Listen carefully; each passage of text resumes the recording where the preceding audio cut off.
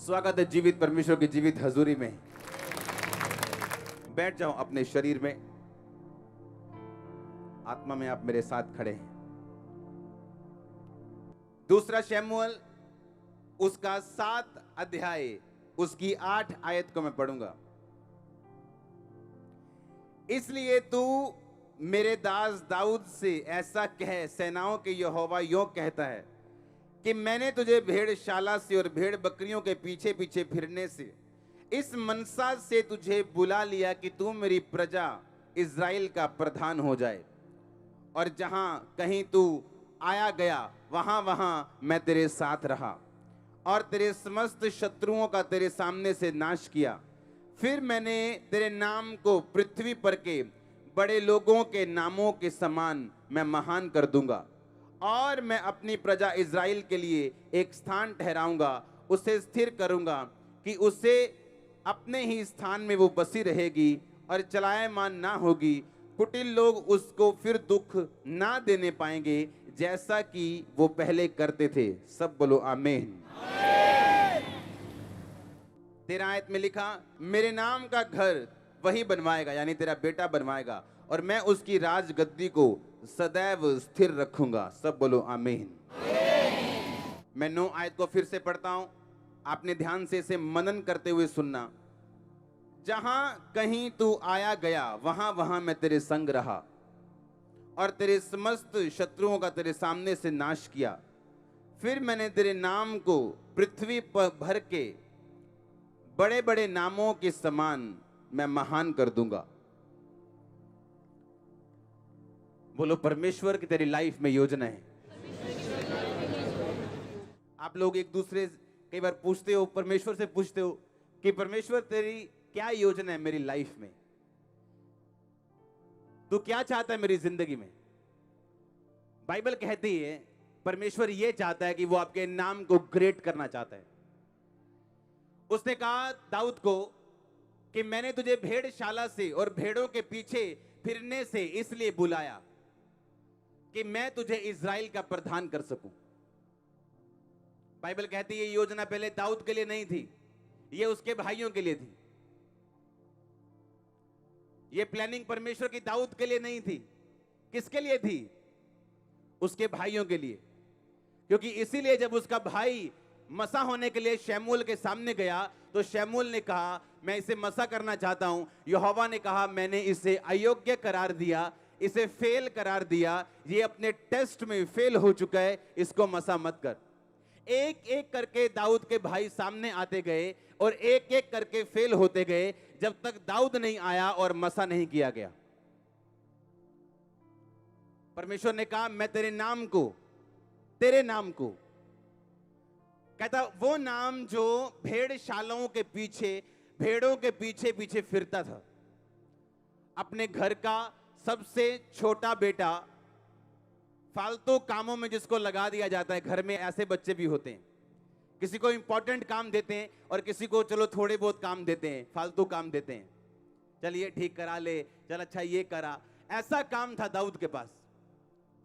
परमेश्वर ने कहा मैंने तुझे भेड़शाला से और भेड़ों के पीछे पीछे फिरने से, इस मनसा से बुला लिया कि तू मेरी प्रजा का, इस देश का प्राइम मिनिस्टर, प्रेसिडेंट, किंग बन जाए, इसीलिए मैंने तुम्हें बुलाया। अब बात ये, क्या आप तैयार हो प्रभु की प्लानिंग को पूरा करने के लिए? क्योंकि बहुत लोगों ने परमेश्वर के प्लान को मिस कर दिया, उसके प्लान को गड़बड़ कर दिया, उसके प्लान को पूरा नहीं होने दिया। और ये परमेश्वर की योजना नहीं, उन लोगों की अपनी मर्जी थी। अगर शरीर के सामने झुकोगे, शरीर की बातों को सुनोगे, तो परमेश्वर की योजनाओं को आप पूरा नहीं कर पाओगे या देरी से कर पाओगे। बाइबल कहती है एक दोस्त किसी के घर गया रात को, क्योंकि वो यात्रा के ऊपर था। अब उस दोस्त ने कुंडा खोला, उसको अंदर लिया। अब उसके पास खाने के लिए कुछ नहीं था। अब वो दोस्त अपने पड़ोसी दोस्त के पास मांगने के लिए गया और उसे कहा मेरा दोस्त आया यात्रा से, मुझे 3 रोटी चाहिए। अंदर से वो उसका दोस्त बोला नहीं भाई मैं उठ नहीं सकता, मेरे बच्चे अभी बिस्तर पे हैं। लेकिन बाहर वाला दोस्त मांगता रहा जब तक वो शर्मिंदा नहीं हो गया अंदर वाला, और उसने उसको 3 रोटी दी, और वो 3 रोटी लेके आया और उस दोस्त को दी जो बाहर से आया था, जो यात्रा के ऊपर था। क्या आप यात्रा के ऊपर हो? फिर आप व्यभिचार में नहीं फंसोगे। आप अगर यात्रा के ऊपर हो, आप अगर जर्नी पे हो, आपको मालूम है दाऊद की तरह आपके लिए जर्नी, आपके लिए यात्रा ठहराई गई। आप दाऊद की तरह बुलाए गए हो, पतरस की तरह बुलाए गए हो। आप एक यात्रा के ऊपर हो। आप उस यात्रा के ऊपर हो जहां परमेश्वर आपको डिवाइन हेल्पर्स देगा। पर आपको उस यात्रा के ऊपर खास ध्यान रखना है। जिस तरह कुछ खास रोड्स के ऊपर ध्यान रखा जाता है कि भाई यहां स्पीड 50 से ज्यादा नहीं करनी, ये रोड्स पे स्कूल है, जरा धीरे चलना। ये रोड पे पहाड़ है, जहां से पत्थर गिरते हैं, थोड़ा ध्यान से चलना। इस रोड पे ओवरटेक मत करना। ऐसे रूल्स होते हैं जो आपकी लाइफ में आप स्पिरिचुअल जर्नी के ऊपर अपनाते हो। अगर आप एक्सीडेंट नहीं चाहते हो, जब शारीरिक एक्सीडेंट होता है, बंदा मंजी पे जाता है 2 महीने के लिए, वो कोई काम नहीं करता, हाँ, कुछ नहीं कर पाता। उसी तरह कईयों के स्पिरिचुअल एक्सीडेंट हो चुके हैं, हाँ, वो किसी काम के नहीं। शरीर में तो सही है, पर स्पिरिचुअल एक्सीडेंट हो गया है। और परमेश्वर ने कहा, तू नहीं जानता क्या, मैं एक सा रहने वाला परमेश्वर हूं। आप नहीं जानते क्या वो एक सा रहने वाला परमेश्वर है? उसने कहा, मैंने भेड़शालाओं के पीछे, भेड़ों के पीछे फिरने से तुझे बुलाया, तू इज़राइल का राजा हो जाए। आज की भाषा में बोलो, मैंने तुझे लेबर से बुलाया, तुझे रोड़ी कूटने से बुलाया, तुझे पेंटर से बुलाया, तुझे घर का खाना बनाने वाली से बुलाया, ताकि तू प्रधान हो जाए, अगुवा हो जाए। आप नहीं जानते, ये परमेश्वर का प्लान है आपके लिए और सबके लिए। कोई एक यहां ऐसा नहीं जिसके लिए नहीं है। पर बात ये, इब्रानियों की पुस्तक कहती है, वचन सबके मन में विश्वास के साथ नहीं बैठा, इसीलिए सबकी जिंदगी में काम नहीं हुआ। परमेश्वर ने कहा, तू भेड़ों के पीछे फिरता था, मैंने इस मनसा से तुझे बुला लिया कि तू इज़राइल का प्रधान हो। अगर आप जर्नी के ऊपर हैं, क्योंकि परमेश्वर ने आपको यात्रा दी है, आप एक छोटी सी वर्कर हो सकते हैं, एक छोटा सा लेबर हो सकते हैं, और परमेश्वर ने आपको अपने पास बुलाया। अब करना क्या है? आपको सिर्फ प्रार्थना करनी है, घर बैठ के रोजे रखने, चर्च जाना है, बाइबल के अनुसार जिंदगी बितानी। परमेश्वर आपको मुश्किलें देगा। आपका भाई शराब पिएगा, आप देखोगे वो शराब पी रहा है। अब आप या तो उसको शराब पीते देख के खुद भी कुछ ना कुछ गलत करने लगोगे, या आप फैसला करोगे कि ये मैं एक लड़ाई के रूप में लेता हूं। अगर गोलियत मारने से पहले अगर उसने शेर और भालू को ना मारा होता तो उसकी कोई गवाही नहीं थी। वो राजा के पास जाके बोलता, राजा मेरे को भेज। कहता क्यों? कहता मैं शेर मार चुका हूं अपने हाथों से, भालू मार चुका हूं, मैं इसको भी मार दूंगा। जब आप मसीह में यात्रा पे चलते हैं और आप पवित्रताई में और प्रार्थना में आप चलते हैं, तो परमेश्वर आपको मुश्किलें देता है। कई बार आप उसे सॉल्व करते हो, आपका कॉन्फिडेंस बढ़ जाता है। हाँ, आप एक जर्नी के ऊपर हो। आमीन। कहां पे हो आप? एक जर्नी के ऊपर हो।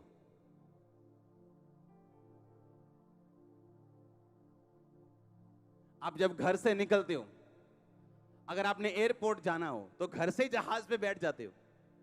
आपको बेड पे जहाज लेने आ जाता है कि भाई साहब तो कनेडा की फ्लाइट आई थी, आ जाओ, गली से बाहर लगा जहाज। ऐसा होता है क्या? आप उठते हो ना, हाँ, तैयार होते हो, थोड़ा सा पैदल भी चलते हो। हाँ, गली तंग है, स्कूटर बाहर लगा है, नहीं तो टैक्सी बाहर है, चलो पैदल चलते हैं। टैक्सी लगा, पाजी इधर नू आ जाओ यार, उधर तंग सी। फिर आप और पैदल चलते हो कि नहीं? इसका मतलब आप पैदल चल रहे हो, क्या इसका मतलब यह है कि आप जहाज पे नहीं बैठोगे? मैंने कहा अभी आप पैदल चल रहे हो, क्या अभी आप पैदल चलने का मतलब ये है कि आप जहाज में नहीं बैठोगे? बैठोगे कि नहीं? तो अभी पैदल चल रहे हो, क्यों? अभी टैक्सी पकड़नी है। आप टैक्सी में बैठे हो, क्या जब टैक्सी में बैठे हो टैक्सी ऐसे ऐसे ऐसे ऐसे कर रही, आप जहाज में नहीं बैठोगे? टैक्सी खराब हो गई रास्ते में, फिर भी जहाज में नहीं बैठोगे? बैठोगे ना। यही लाइफ है, मसीह लाइफ। आज आप पैदल हो, कोई टैक्सी पे, कोई अच्छी गाड़ी पे, लेकिन आप जहाज पे होंगे। अब प्रॉब्लम ये, अगर आपकी फ्लाइट का टाइम हो, रास्ते में आपको दोस्त आवाज लगा दे, और यार एक पैदल आ जा यार, और कनाडा चलना, कोई नहीं, आप एक पैग लगाने बैठोगे, फ्लाइट मिस कर दोगे। आपका पैदल चलना व्यर्थ हो जाएगा, आपका गाड़ी में चलना व्यर्थ हो जाएगा, और लोग बोलेंगे देखो खुदाबंद इसके साथ नहीं, क्योंकि ये पैदल चल रहा है। और उसको क्या मालूम कि इसका एक प्लेन तैयार था, इसने मिस कर दिया।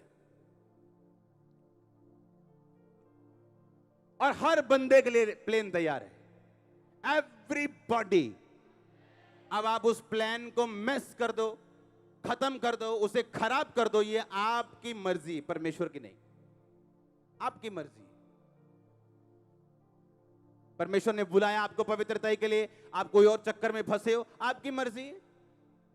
क्योंकि आप दूरदर्शी नहीं हो, आपको दूर नहीं देखता, आप अभी अभी देख रहे हो जो आपके आसपास है, आप मजे ले रहे हो, लेते रहो। जो यात्रा के ऊपर है उसे मालूम है आगे कुछ बिग मेरा वेट कर रहा है,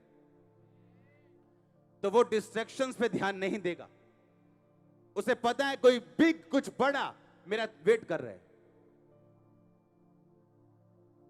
परमेश्वर ने कहा दाऊद, जब वो राजा बन गया, सब तब फतह पाली, इज़राइल का राजा बन गया। इज़राइल का राजा बनने के बाद नाम बड़ा हुआ, सब दुश्मनों में फतह पाई, फिर उसने पाप किया, तो परमेश्वर मालूम क्या बोला?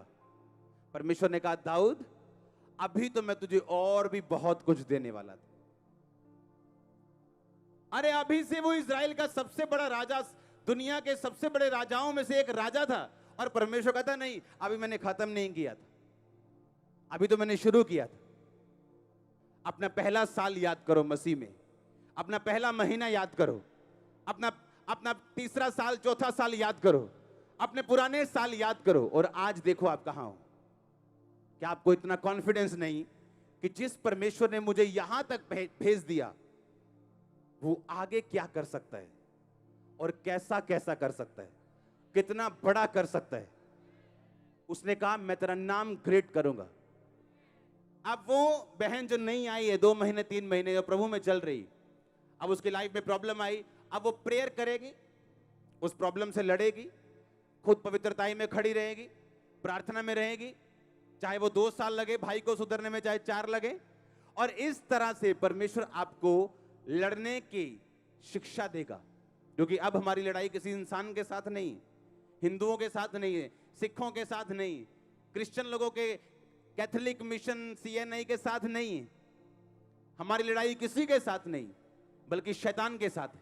और परमेश्वर आपको लड़ना सिखाएगा। आपको कुछ प्रॉब्लम हो जाएगी, बीमारी हो गई, वो आपको लड़ना सिखाएगा। वो बीमारी आपको पवित्रताई में लड़ना सिखाएगी, और धीरे धीरे धीरे आप एक योद्धा बन जाएंगे।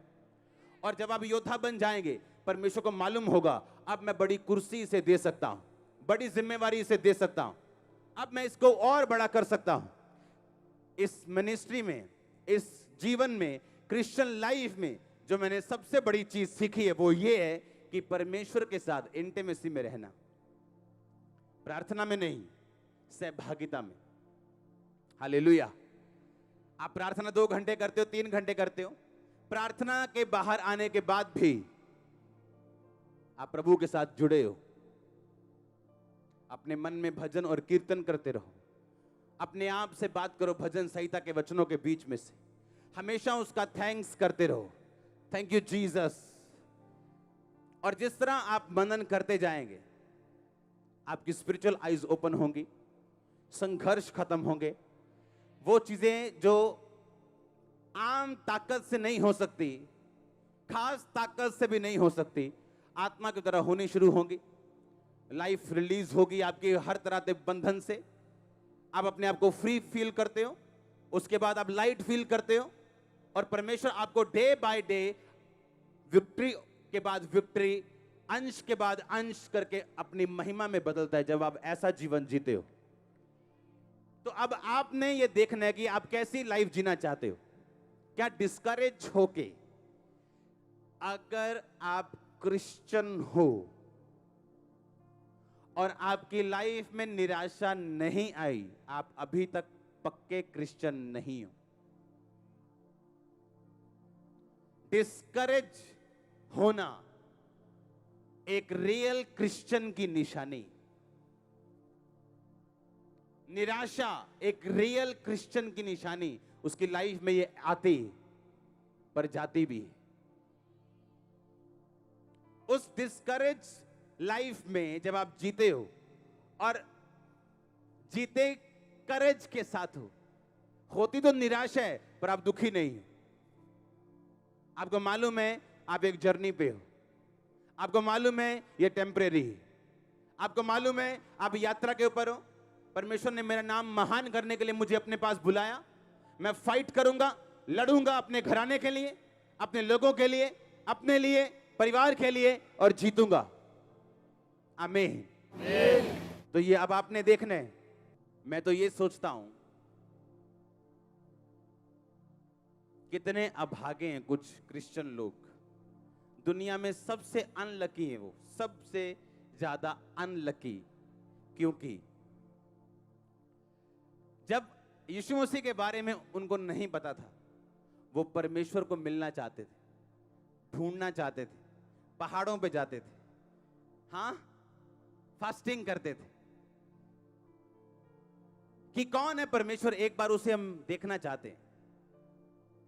जब उन्हें जीवित परमेश्वर के बारे में पता चल गया, अब उनकी जिंदगियां ऐसी हैं कि नॉन बिलीवर से भी बुरी हैं। कितने अनलकी लोग हैं, कितने अभागे लोग हैं। आप इमेजिन करो, लोगों को मालूम नहीं पर जीवित परमेश्वर के बारे में, और जिनको मालूम है जीवित प्रभु कौन है, वो नशा कर रहे हैं, कोई जर्दा लगा रहा है, कोई व्हाट्सएप चला रहा है, कोई टिकटॉक चला रहा है। सोचो कितने अनलकी हो, कितने अभागे हैं कि जीवित प्रभु के बारे में पता लगने के बाद भी हम उसके पीछे वैसे नहीं दौड़ रहे हैं जैसा हमें दौड़ना चाहिए।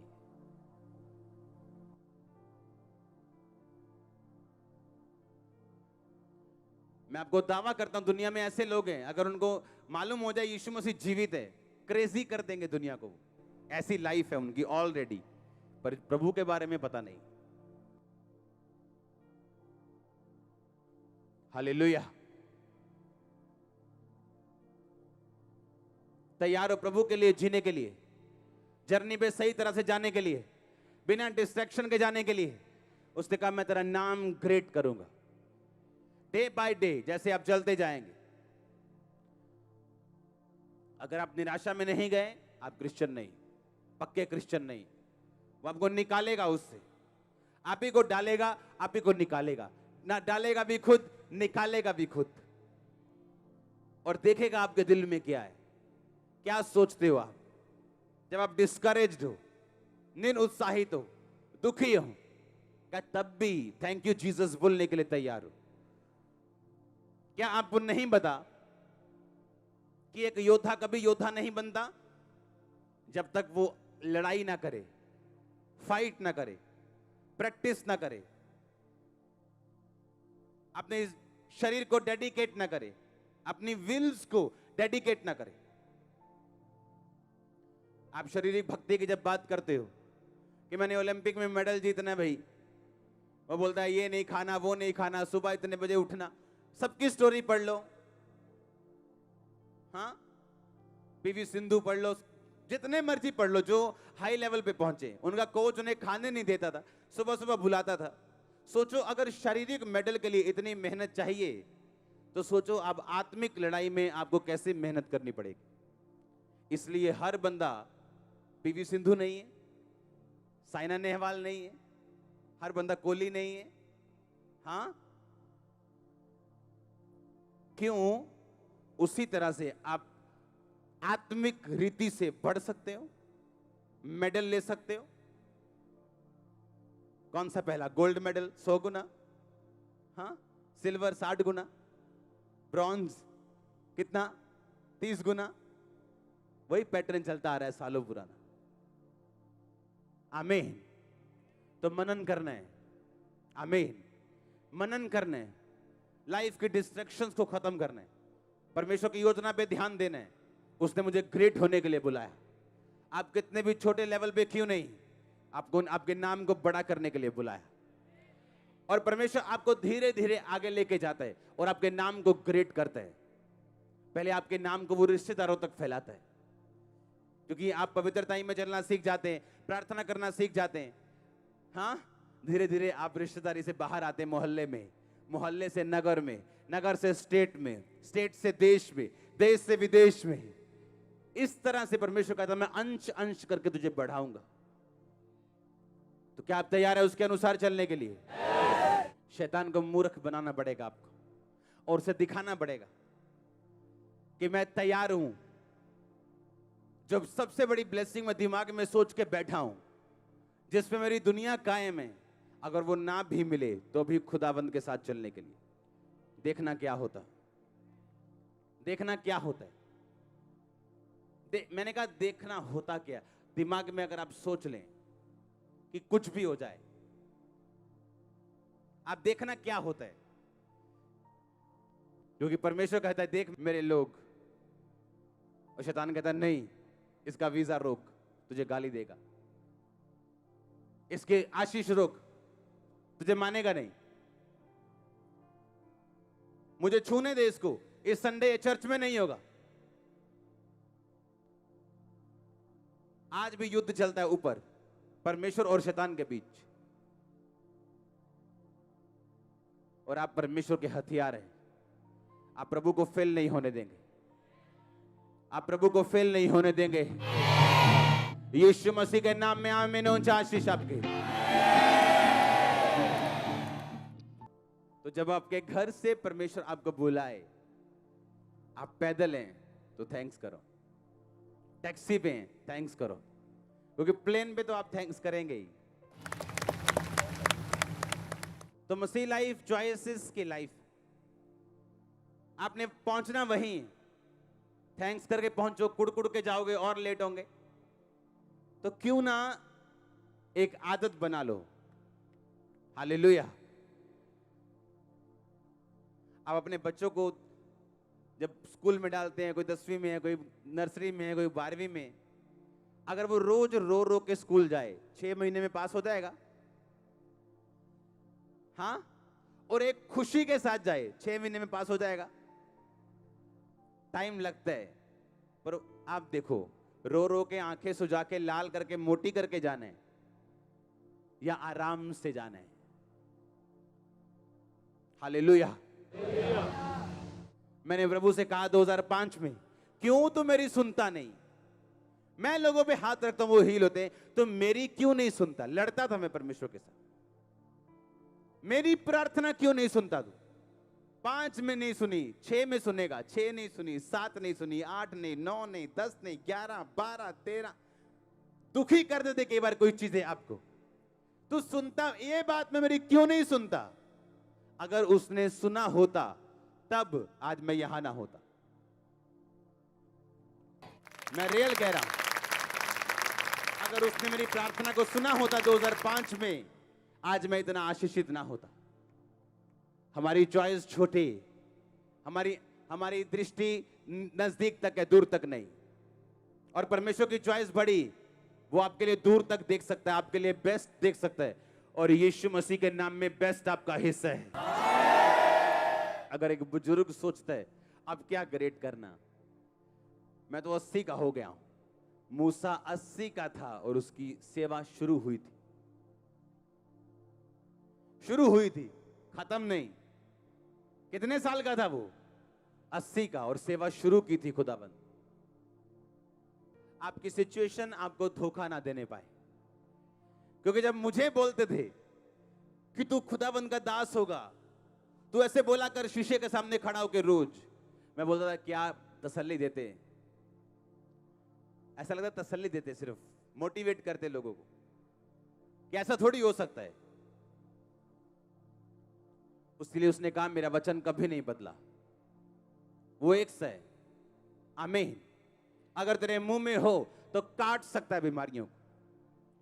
इसलिए वचन कहा मुंह में, वो वचन दो धारी तलवार है, स्टोमा है, दो धारी तलवार है, वो धार है, वो काटेगा जब आप बोलेंगे तो। सिचुएशन कैसी भी हो उसको मौका मत देना वो आपको धोखा दे। God's plans are best. God time is best.